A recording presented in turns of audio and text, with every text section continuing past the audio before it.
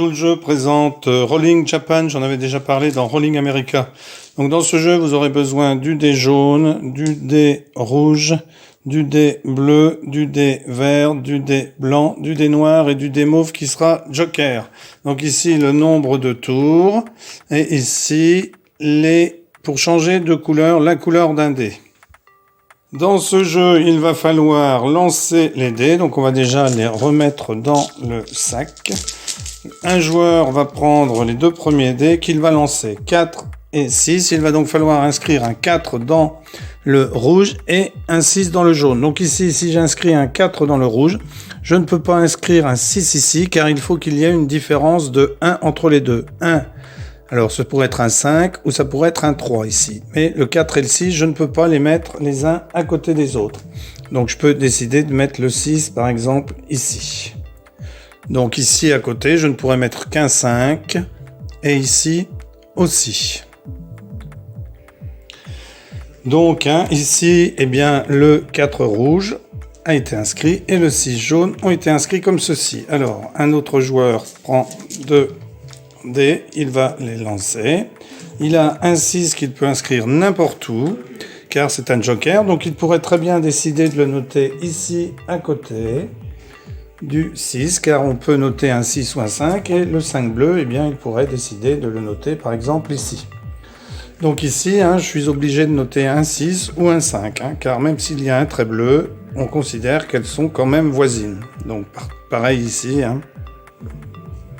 sont toutes les petites îles autour du Japon, puisque ici c'est le Japon qui est représenté. Donc ici un joueur prendrait 2 autres dés. Alors bien entendu, tous les joueurs notent sur leur fiche. Là je vous montre l'exemple d'un seul joueur.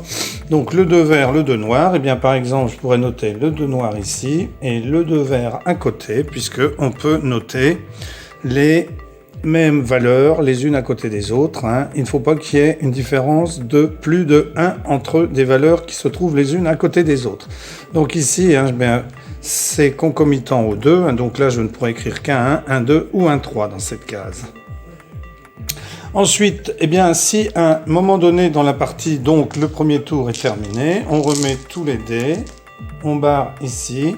Le deuxième tour commence, donc on réagit de la même façon. Un 3 et un 6, donc je dois écrire un 6, donc je pourrais le réécrire ici, car ça ne touche pas avec cette case-là. Et un 3 blanc, je pourrais par exemple l'inscrire ici. Donc si à un moment donné je veux changer la couleur d'un dé parce que je ne pourrais pas inscrire, imaginons qu'on soit plus loin dans la partie, qu'ici ce soit le dé noir et que sur le dé noir il y ait un 4 et par exemple un 3 sur le dé blanc, je pourrais prendre le 4 dans le noir, le noter ici. Alors on est plus loin dans la partie, il y a beaucoup plus de cases cochées.